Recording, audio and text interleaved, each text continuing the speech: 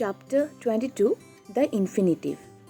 So all of you open your English grammar textbook and turn to page 156. So today we are going to learn and discuss about the topic, the infinitive, in this video. But before discussing about this topic, that is infinitive, we must know what are verbs.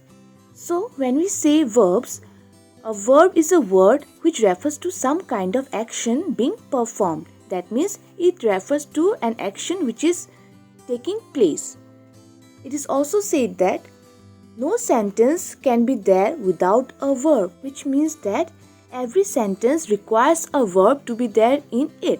That means there cannot be a sentence without a verb, because a verb is the very soul of a sentence, as a verb refers to the action the subject is trying to do.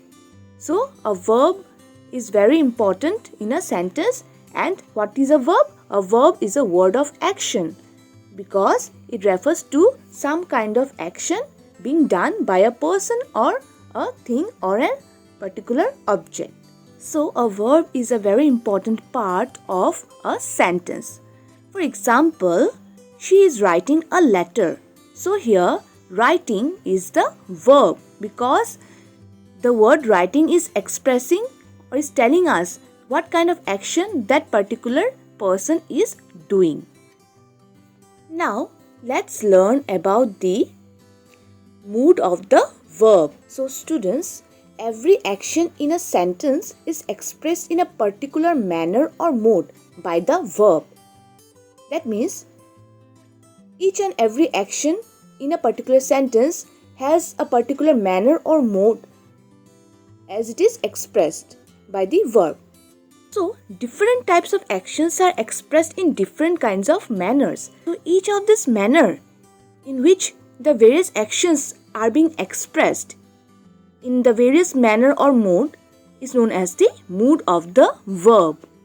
Okay, so all of you underline the sentences, that is in the second paragraph in page number 156, underline it in the second paragraph, that is various actions are expressed in various manners. Each manner is called the mood of the verb. So whenever you are asked the question that what is the mood of the verb, you have to write this answer, that is various actions are expressed in various manners. Each manner is called the mood of the verb. So in this chapter, that is chapter number 22, we are going to learn and know about the two moods of the verb. That is, the first one is the infinitive and the second one is the imperative. But today in this video, we are going to learn and discuss about the infinitive, that is about the first mood, in details. So let's see some examples now. Some examples are given here. So let's read them one by one. Example A. To err is human. Number B. I like to play carom. Number C. This house is to let. Number D. It is time to go. Number E. I wish to see her. So there are 5 examples which are given here. So in these examples, the words like to err, to play, to let, to go, to see. Here, the words that is err, play, let, go, see, these are all verbs. And each of these verbs are preceded by to. That means they are following the word to. That means they come after the word to here. And these verbs, that is err, play, let, go, see, in these examples, these verbs are not bound by the limits of person or number. Therefore, in other words, we can say that their limit is infinite. So, they are said to be in the infinitive mood because their limit is infinite. That is why they are also known as infinitives. So, when we say what are infinitive mood, or what do you understand by infinitive mood? So, a verb is said to be in the infinitive mood if it is not bound by limits of person or number of any noun or tense of any verb. Because In the infinitive mood, the verb always remains in its base form. That means it is neither in its past tense nor past participle nor present participle. It will always remain in its base form, like write, go, let, as we have seen in the examples. They are always in their base forms or in their basic form. They will not change their basic form. So, in infinitive mood, the verb is not affected by the tense or the limits of person or number of any noun. So now all of you underline the definition of infinitive mood. That is, a verb is said to be in the infinitive mood if it is not bound by limits of person or number of any noun or tense of any verb, which is given in your book in page number 156. You have to underline it, and when you write any definition, you have to give an example or one or two examples you have to give after the definition. So again, we have also come to know that in infinitive mood, each verb is preceded by to. That means each verb follows the word or comes after the word to, and the limit of the verb is infinite. That means the verbs are not bound by the limits of person or number or tense. Now let's learn and discuss the use of the infinitive. So there are 4 uses of infinitive. The first one is as the subject of a verb. So in the example, to err is human, the infinitive to err is acting as the subject of the verb is. Okay, so infinitive can be used as the subject of a verb.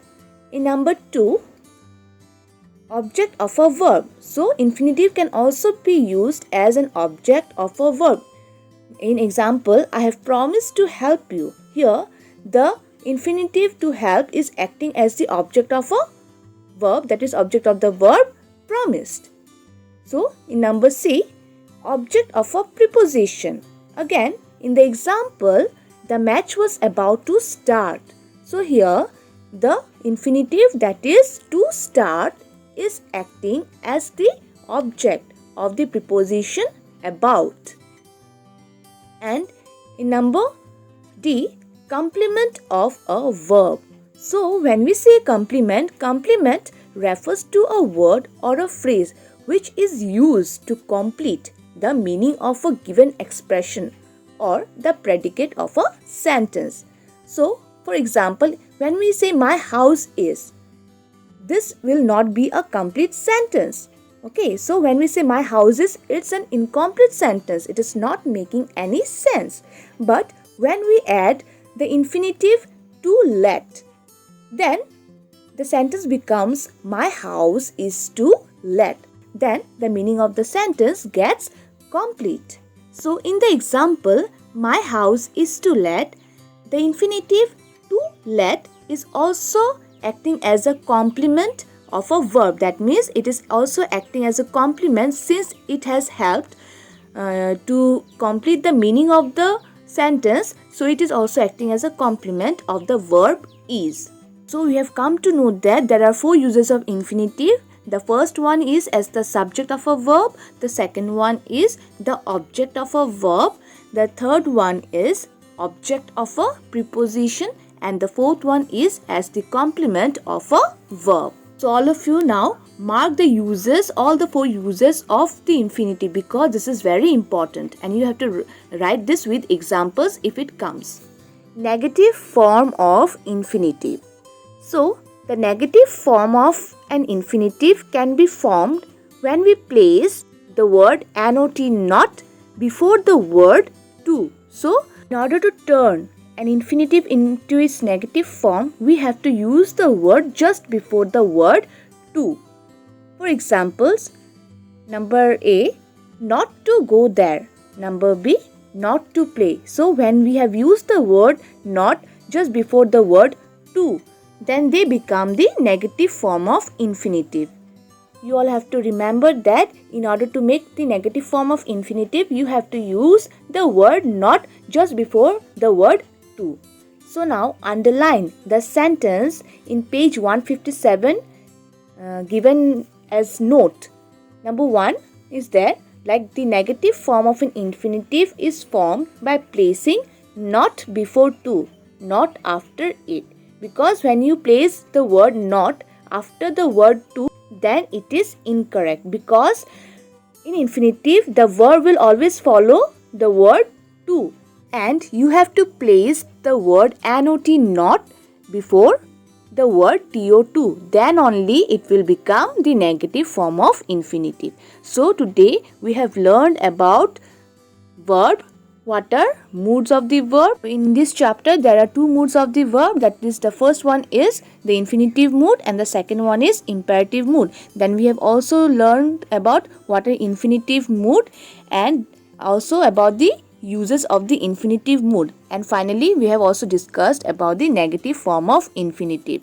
And in the next video we are going to learn and discuss about the second mood of the verb, that is the imperative mood.